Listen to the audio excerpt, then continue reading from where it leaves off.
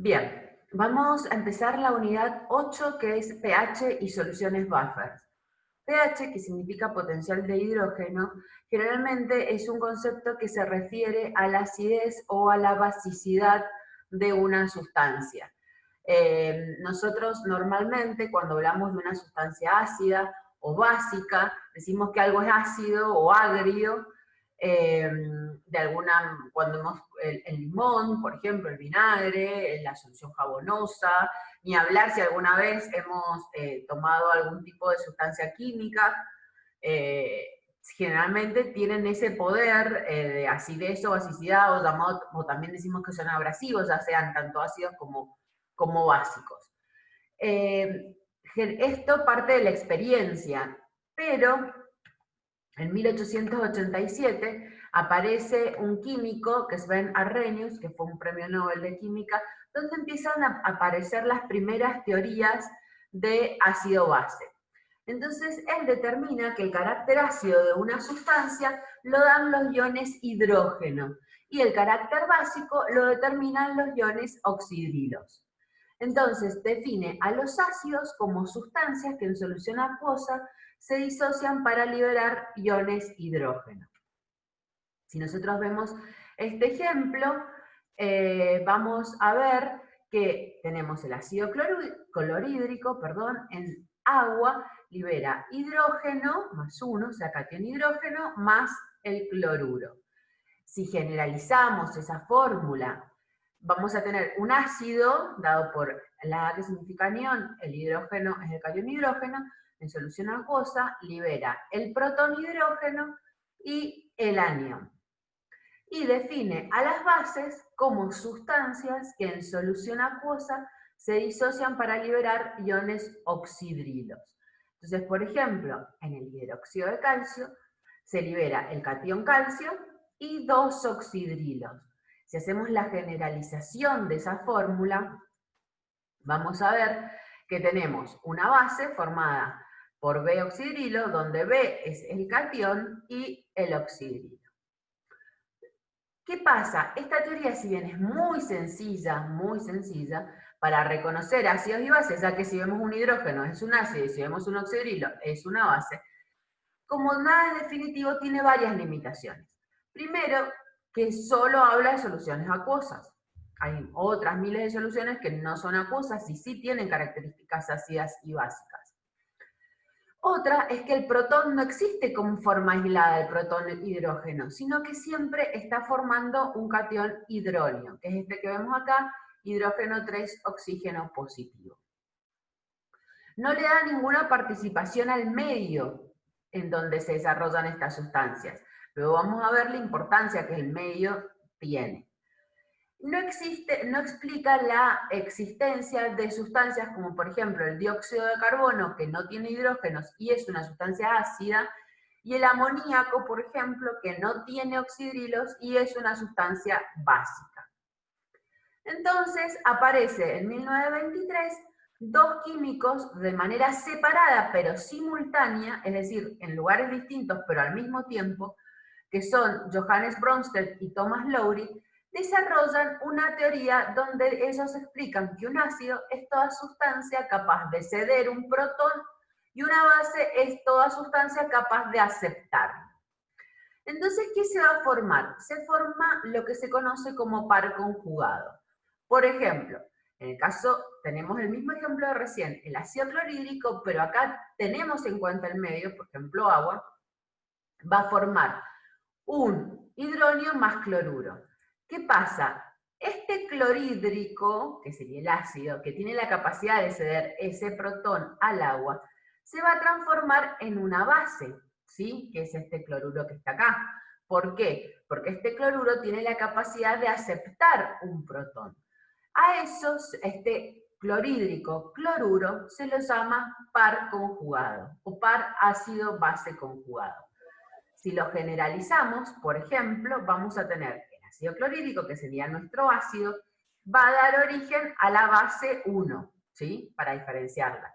Y el agua, que en el lugar de, en los reactivos se comporta como una base porque acepta un hidrógeno, Al aceptarlo se transforma en un ácido, porque el hidronio tiene capacidad de ceder el protón hidrógeno.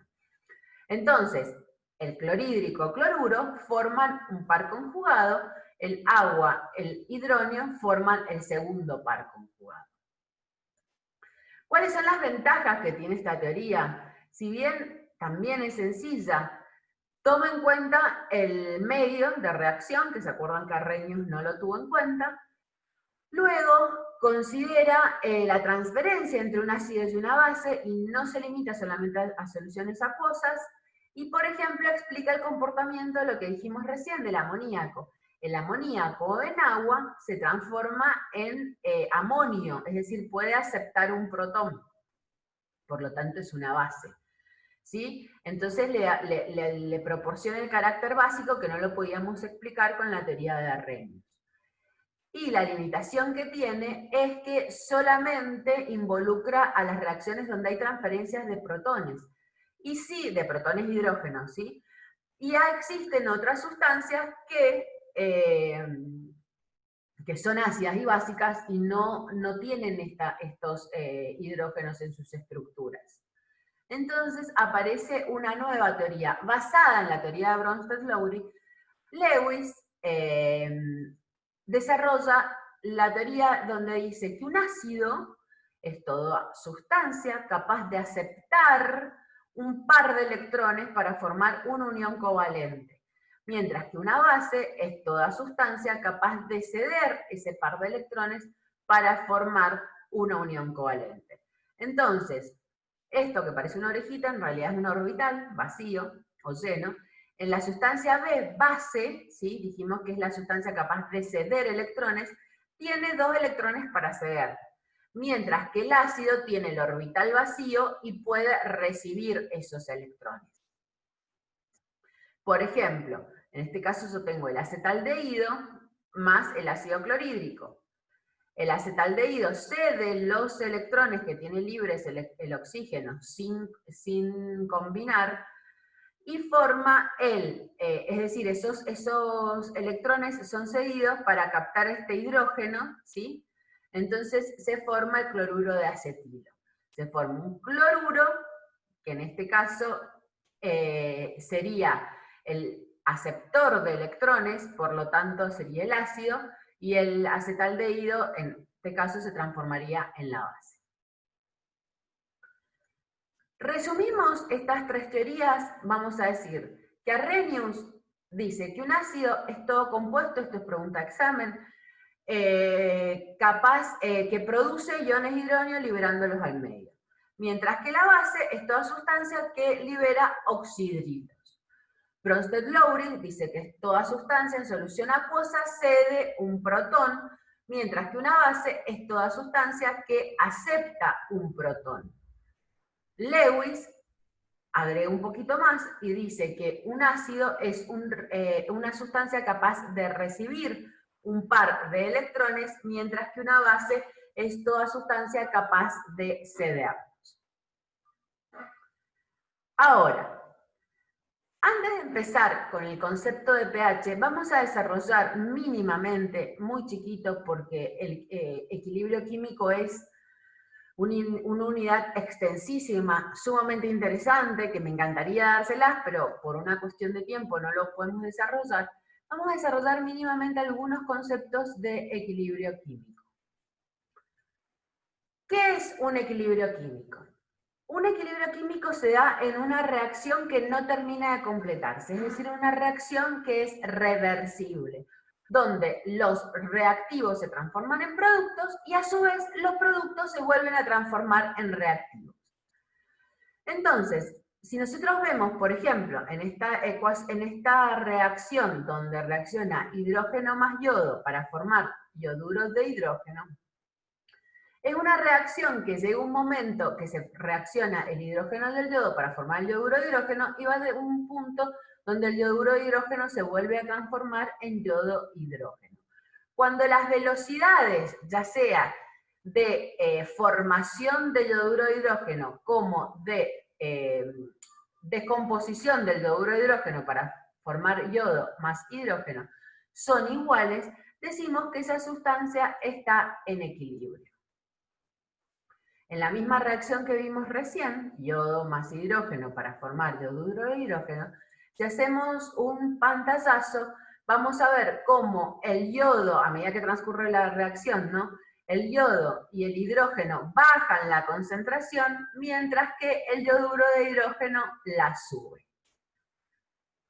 Si lo vemos de una manera gráfica, vamos a ver en el eje de abscisas el tiempo y en el de ordenadas concentración, vemos que la línea azul es el hidrógeno, entonces partimos de un tiempo cero y la concentración inicial en un determinado punto va bajando, bajando, bajando, bajando. La del yodo baja, que es la línea verde, mientras que la concentración de yoduro de hidrógeno, que sería el producto, va aumentando. Llega un momento en que estas concentraciones se mantienen constantes en el tiempo, es decir, que tienen la misma velocidad de directa e indirecta. Ese punto se lo denomina equilibrio. Ahí decimos que esa reacción se encuentra en un equilibrio químico. ¿Cómo lo vamos a cuantificar este equilibrio? Tenemos que desarrollar, evidentemente, una fórmula matemática. ¿Cómo lo vamos a hacer? En una reacción, por ejemplo, A más B, donde A minúscula es el coeficiente estequiométrico de la sustancia A. Coeficiente estequiométrico, recuerden que es cantidad de moléculas del reactivo A, más lo mismo B minúscula es la cantidad de moléculas de B, van a reaccionar para formar C más B. En el equilibrio vamos a decir que el producto de las concentraciones de los productos elevados a sus respectivos coeficientes estequiométricos va a ser igual al producto de las concentraciones de los reactivos elevados a ese coeficiente estequiométrico. Entonces, nos queda una constante que se ya denomina constante de equilibrio. Esta fórmula se desarrolla a partir de las velocidades de reacción. Como la velocidad de reacción directa e inversa son iguales, podemos decir que es una constante. Esto lo tienen desarrollado en los apuntes, el desarrollo de la fórmula, que es sumamente sencillo, pero lo que tienen que saber es que estas concentraciones en el punto de equilibrio forman la constante de equilibrio. Ojo que en esto, que como recién bien les decía, es medida en el equilibrio. Cualquiera sea la concentración inicial, ya sea de reactivos o de productos, la concentración en el equilibrio va a permanecer constante. Por ejemplo, experimentalmente se hizo una reacción del dióxido de azufre más el oxígeno. Esta reacción da trióxido de azufre. Si se hacen esta reacción no está igualada, es decir, si se fijan, reacción química no tenemos la misma cantidad de reactivos que de productos. Por lo tanto, ¿qué hacemos? La igualamos. Ponemos 2 moléculas porque yo no tengo 4 oxígenos acá 3, entonces tengo que multiplicar por 2. Me dan 6, al tener 2 azufre, pongo un 2 adelante del dióxido de azufre, y me quedan 2 por 2, 4, más 2, 8, ¿sí? Perdón, 2 por 2, 4, más 2, 6, bien lo mío, y 2 por 3, 6 en el caso de los productos. Entonces ahí nos quedaría igualada la reacción. Si nosotros vemos cómo sería nuestra constante de equilibrio, vamos a tener que la concentración del producto, que sería el peróxido de azufre, elevado al cuadrado, la dividimos por el producto de la concentración de los reactivos, ¿sí? Elevados a su coeficiente estequiométrico, que en el caso del dióxido de azufre es 2, y en el caso del oxígeno, como no tiene, es 1, me va a dar la constante de equilibrio. Entonces, si hacemos una pequeña planilla con las 5 experiencias, partiendo de distintas concentraciones iniciales de los distintos productos, vamos a observar, se miden las concentraciones en el punto de equilibrio, es decir, cuando las dos velocidades se hacen iguales, la directa como la indirecta, vamos a ver que medimos las concentraciones en el punto de equilibrio, aplicamos la fórmula de la constante, y si ustedes se fijan, esta constante se mantiene, como a pesar de la redundancia, constante. Es decir, que la constante de equilibrio se mantiene prácticamente igual. Observen estos valores y son básicamente los mismos. Entonces, a partir de acá, que entendimos el concepto de constante de equilibrio, vamos a desarrollar el tema de pH. Profe, le hago una pregunta con respecto a la teoría de Lowry. Espera un segundo.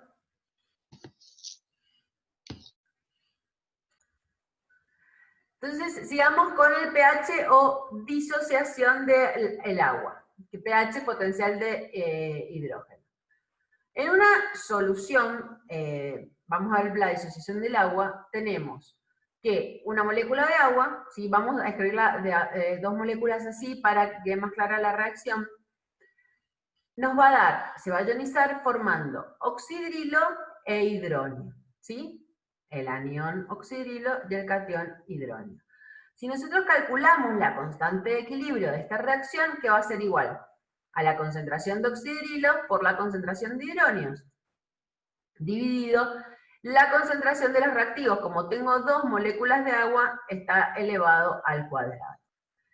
Esta constante, como la concentración del agua permanece prácticamente constante, la constante de equilibrio por la concentración del agua forma una nueva constante llamada K-Water. Si nosotros medimos esta el producto iónico del agua a 25 grados, vamos a ver que tiene un valor de 1 por 10 a la menos 14. Y va a ser igual la constante K-Water a la concentración de hidróneos por la concentración de oxidrilos. Por lo tanto, la concentración de hidróneos y la concentración de oxidrilos va a ser igual a 1 por 10 a la menos 7 en el equilibrio del producto de disociación del agua.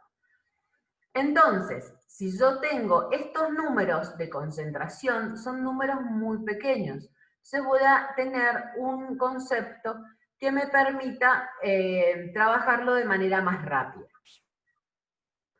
que es el concepto de pH.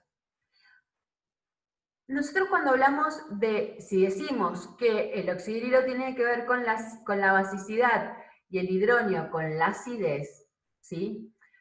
Si tenemos igual concentración de oxidrilos que igual concentración de hidrógenos, vamos a tener una solución neutra.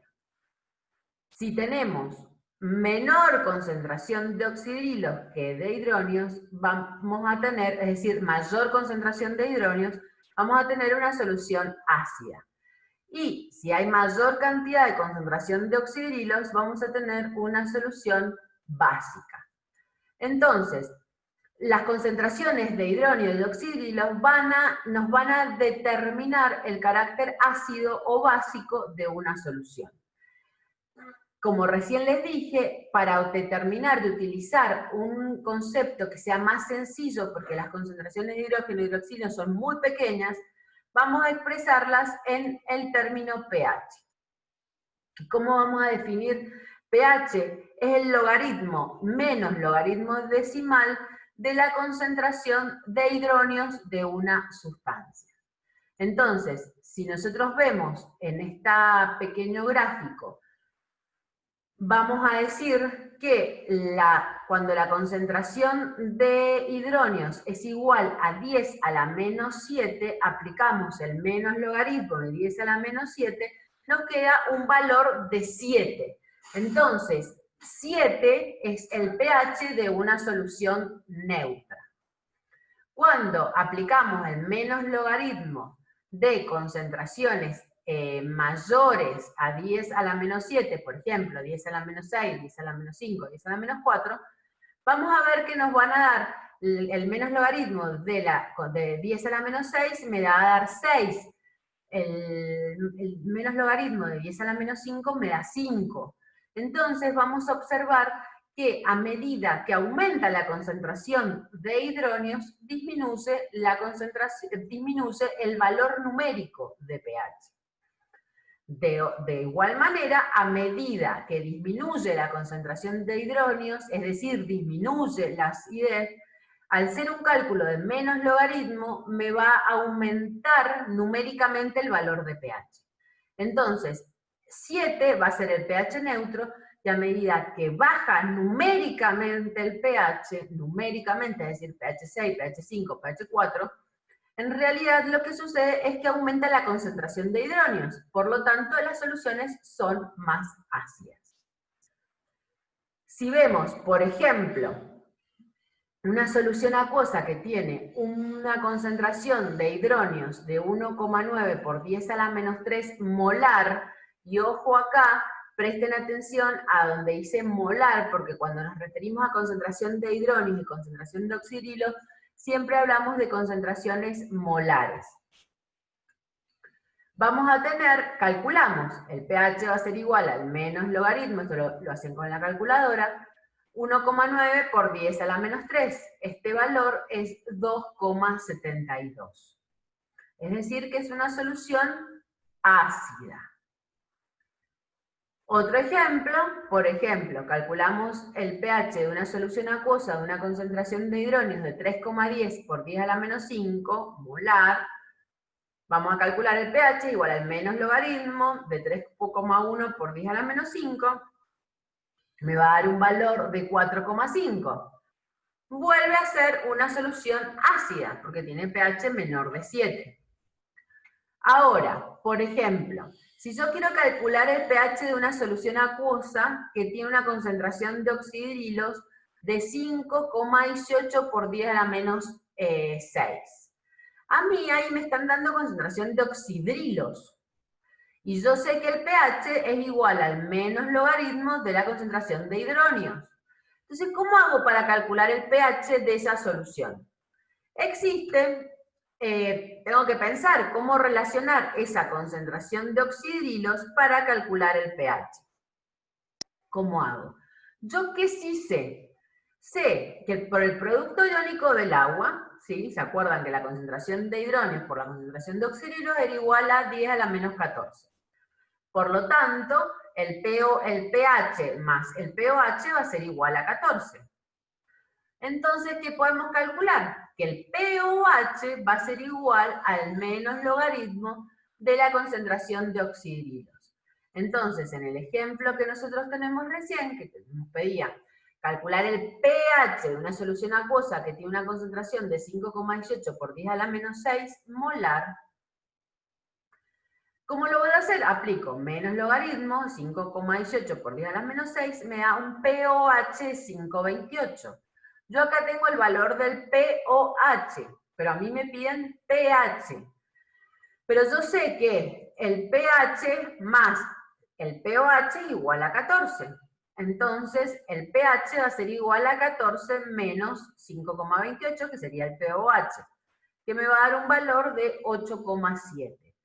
Este valor 8,72 o 8,72 es una sustancia de qué tipo? Alcalina, porque tiene pH mayor de 7. Acuérdense que el 7 era neutro, del 7 al 0 es ácido y del 7 al 14 es básico. En este caso, si ustedes se fijan en esta curva, es al revés porque lo que está midiendo es el pOH. ¿Sí? Entonces, un pOH, que en este caso es de 5, que es el que vimos recién, va a ser un pOH básico. Y el pOH, que es mayor de 7, es un pOH de una solución ácida. ¿Sí?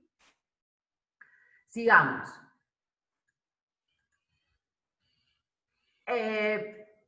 Si vemos esta curva, van a ver la contraposición entre concentración de hidronios, concentración de oxidrilos, pH y pOH. Acá, hablándolo muy coloquialmente, como nosotros sabemos que la concentración de hidronios y las de oxidrilos siempre tiene que ser la sumatoria de ambos 10 a la menos 14, ¿sí? A medida que aumenta la concentración de hidróneos, sí o sí tiene que ir disminuyendo la concentración de oxidrilos. Es decir, que acá va a ir aumentando de arriba para abajo la concentración de hidróneos, por lo tanto la de oxidrilos va a aumentar de abajo para arriba. Mientras menos concentración de hidróneos tengo, mayor concentración de oxidrilos voy a tener. Mientras mayor concentración de hidróneos tengo, menor concentración de oxidrilos voy a tener. Al mismo tiempo, yo sé que la sumatoria de pH más pOH siempre es 14. Entonces, mientras más alto sea el valor numérico de pH, más bajo va a ser el valor numérico de pOH, porque la suma de estos siempre tiene que ser 14. 14,0, 13,1, 12,2, 11,3 y así sucesivamente. ¿Qué boda versó? Recuerden que mientras mayor sea la concentración de hidróneos, si calculamos el pH, menor va a ser el valor numérico de pH, o sea, 10 a la menos 1, que es la máxima concentración de hidróneos que yo voy a tener, me va a dar un pH 1 que es muy ácido, ¿sí? Y 10 a la menos 14 me va a dar un pH 14. 10 a la menos 1 es numéricamente más chico que 10 a la menos 14. Eso entiéndanlo porque es un error que cometen muy frecuentemente.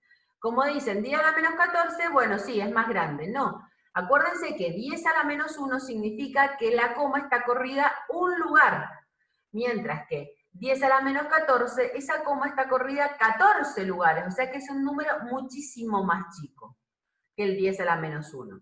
Entonces, como la concentración de 10 a la menos 14 es muy pequeña, el pH va a ser 14. Entonces tenemos una solución que es cero ácida, o sea, es totalmente alcalina. Ese mismo razonamiento lo tenemos que hacer con los oxidrilos. A medida que aumenta la concentración de oxidrilos, disminuye el valor del pOH. ¿Sí? Obviamente, en el 7, que el pH y el pOH son iguales, la concentración de oxidrilos y la concentración de hidrógeno son iguales, vamos a decir que tenemos una sustancia neutra.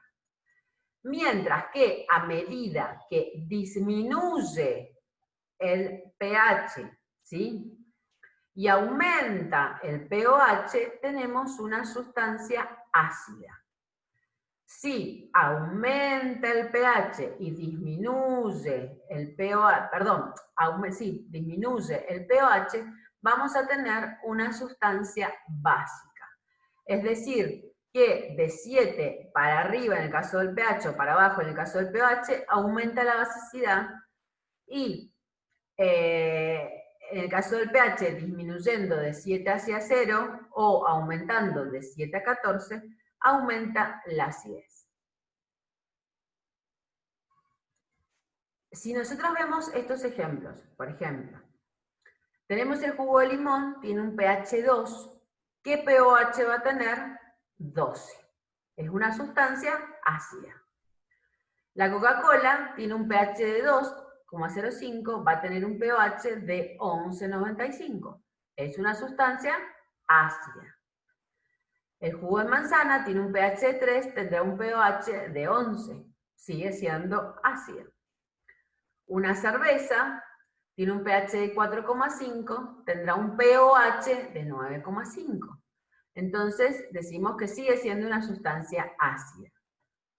Un té tiene un pH de 5,5, por lo tanto su pOH va a ser 8,5. La saliva, si se fijan, ya tengo un pH 6,5, o sea que es prácticamente neutro, voy a tener un pOH de 7,5. Lo mismo en el caso de la leche. La leche medimos el pOH, por lo tanto, su pH, si es de 7,2 el pH será de 6,8. Siempre la sumatoria de pH y pOH tiene que ser 14. Si seguimos con los ejemplos, el agua de mar, que va a tener un pOH de 6, tendrá un pH de 8. Es una sustancia alcalina. La crema de piel tiene un pOH de 5, ¿sí?, con un pH de 9. Si bien es alcalina, es prácticamente neutra. El amoníaco, que recién dijimos que era una sustancia muy alcalina, tiene un pH de 2, por lo tanto tendrá un pH de 12. El hipoclorito de sodio, que es la lavandina, sumamente cáustica, tiene un pH de 1,5, por lo tanto tendrá un pH de 12,5. El hidróxido de sodio tiene un pH 0, es decir, que tiene la máxima concentración posible de oxidrilos, entonces va a tener un pH 14. Si nosotros hablamos, recién dijimos, fuerza de un ácido, o este ácido es muy fuerte o una base es muy alcalina, como por ejemplo recién nombramos el hidróxido de sodio, vamos a definir qué significa este concepto de un ácido fuerte o una base fuerte. ¿A qué nos referimos con un ácido o una base fuerte? Vamos con los ácidos. ¿Qué significa que sea fuerte? Que en solución acuosa se disocia totalmente. Acuérdense, repasemos, que la acidez la dan los hidronios y la basicidad la dan los oxidrilos. Entonces, mientras mayor disociación haya del ácido, ¿sí?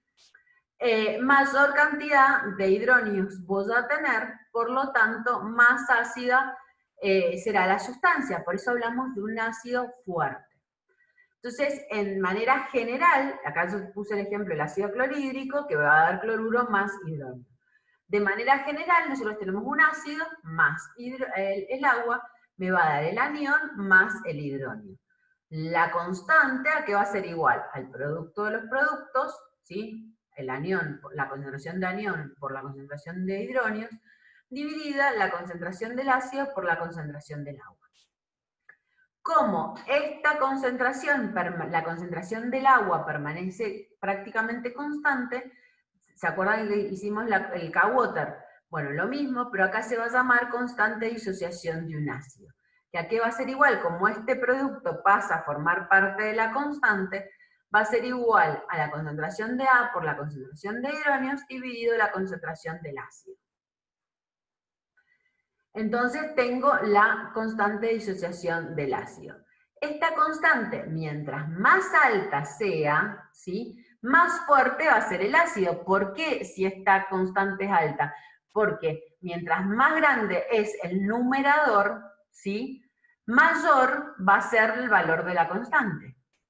En el caso de los ácidos débiles, vamos a tener una disolución parcial o nula. Por ejemplo, el ácido acético, que es el ácido que está en el limón, en el vinagre, son ácidos débiles, que significa que se disocian poco. Entonces, al hacer el valor de la constante, va a ser igual a la concentración, al producto de las concentraciones de los productos, es decir, el acetato más el hidrógeno, dividido la concentración de ácido acético. Si no se ha disociado o se disocia poco, este valor de hidrógeno del ácido disociado va a ser chiquito, mientras que la concentración del ácido sin disociar es elevada. Por lo tanto, mi constante de acidez va a ser baja, porque el denominador es más alto generalmente que el numerador. A diferencia de los ácidos fuertes, cuya constante de disociación es alta. En el caso de las bases, ¿sí?, es el mismo concepto. Yo tengo base fuerte, va a ser las bases que en solución acuosa se disocian casi totalmente, generando sodio y oxidrilo. Entonces, el producto de el producto de disociación o la constante de basicidad va a ser igual a la concentración de sodio por la concentración de oxidrilo dividido la concentración del hidróxido de sodio. Como el producto está totalmente disociado, el numerador es más grande que el denominador y la KB va a ser elevada. Mientras que en las bases débiles, la disociación es parcial o nula, por ejemplo, el amoníaco, en solución acuosa forma el catión amonio con oxidrilo, porque en realidad lo que forma es el hidróxido de amonio. Entonces, lo que voy a tener que la constante de disociación de las bases va a ser igual a la concentración del amoníaco por la concentración del oxidrilo dividida la concentración del hidróxido de amonio.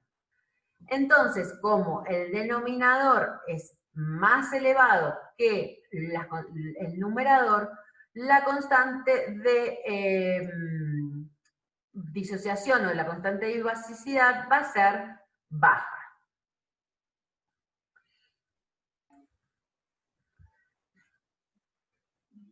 Para resumir, vamos a decir que ácidos y bases fuertes son aquellas que tienen una disociación total. Por lo tanto, la constante de acidez o de basicidad va a ser elevada. Mientras que los ácidos y bases débiles son los que tienen una disociación parcial o nula. Por lo tanto, la constante de acidez o basicidad va a ser baja. Recuerden que este valor sale de la fórmula matemática. La disociación total es elevada porque el numerador, que son las concentraciones del producto disociado, son mucho más elevadas que la concentración del producto sin disociar. Y de manera contraria, los ácidos débiles, la Kb es baja porque las concentraciones del producto sin disociar que están en el denominador es un número más grande que las concentraciones de los productos disociados que están en el numerador. Por lo tanto, el valor de la K, de la constante de acidez o de basicidad va a ser más pequeño. Vamos a ver ahora, entonces, soluciones bajas. Tema de final, tema de parcial, tema de oral. Generalmente cuando vemos distintos temas de los distintos temas que van al oral, siempre de alguna u otra manera aparece las soluciones buffer, porque no sé cómo hace, como tiene una particularidad de irse derechito ahí. Pero bueno, no es muy complejo, es bastante sencillo y nos permite entender varias cosas.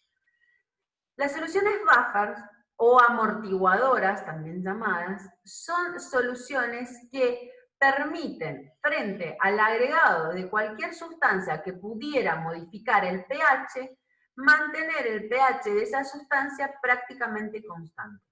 ¿Vieron los amortiguadores de los autos? ¿Cuál es la función? Que el auto no se mueva todo el tiempo, sino que las subidas y bajadas sean como más amortiguadas. Bueno, el buffer hace lo mismo. Yo voy a tener una sustancia, por ejemplo, cualquiera, si yo le agrego al agua ácido clorhídrico, esa sustancia va a ser ácida, o sea, cambia notoriamente el pH. Mientras que, por ejemplo, si le agrego, obviamente no en grandes cantidades, ácido clorhídrico a la sangre, vamos a ver que el pH se mantiene relativamente constante, obviamente, repito, depende de las cantidades. ¿Por qué? Porque la sangre tiene soluciones bajas.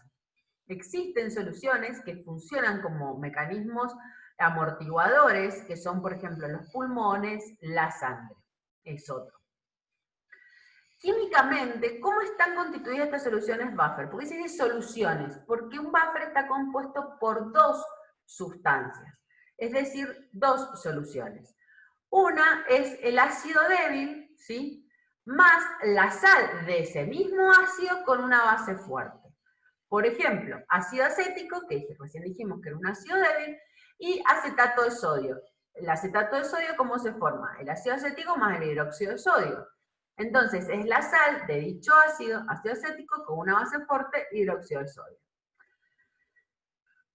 Otro ejemplo, por ejemplo, puede ser una base débil más una sal de dicha base con un ácido fuerte.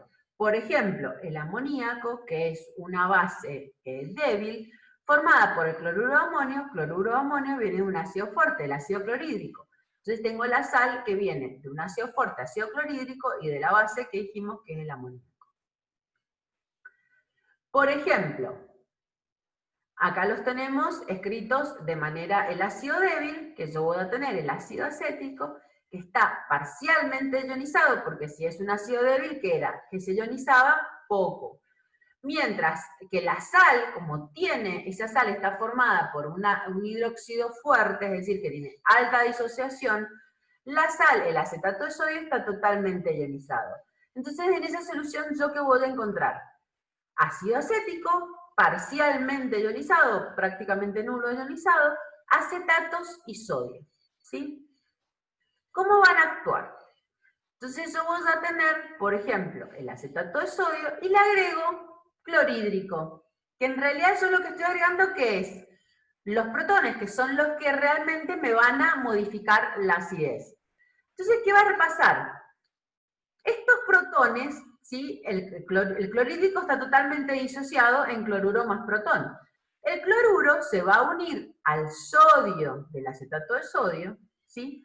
Y ese hidrógeno, que es lo que modifica la acidez, se va a unir al acetato, formando ácido acético. El ácido acético es un ácido débil. Por lo tanto, ¿qué hace? No se disocia, entonces de alguna manera retira los protones que yo agregué al medio, evitando que se modifique el pH. Si nosotros agregamos hidróxido de sodio, es decir, que estoy agregando oxidrilos, si yo no tuviera un buffer, ¿qué va a hacer? Va a aumentar el pH, es decir, aumenta la basicidad, disminuye la acidez. Entonces vamos a tener el ácido de débil, ¿sí?, que va a reaccionar. Acuérdense que las sustancias que yo tenía en el buffer iban a ser el ácido acético, prácticamente sin disociar, acetatos y sodios. Entonces yo le voy a agregar la base fuerte, que va a ser el hidróxido de sodio, supónganse. Entonces, este ácido débil, ¿qué va a reaccionar? El sodio, ¿sí?, que están ionizados, tanto el sodio como el oxidrilo del hidróxido que agregué, el sodio va a reaccionar con el acetato para formar acetato de sodio, ¿sí? Y el oxidrilo va a reaccionar con el hidrógeno del ácido débil, como este es fuerte, lo retira y forma agua. Entonces, ¿qué se hace? De esta manera se sacan los oxidrilos, ¿sí? Se sacan los oxidrilos del medio para mantener el pH, porque son los que modifican el pH de la solución. Este grafiquito lo encontré, la verdad que me pareció muy interesante, si lo entienden. Nosotros tenemos el pH. El pH decimos que tenemos el ácido débil, ¿sí?, su base conjugada, que está totalmente ionizada.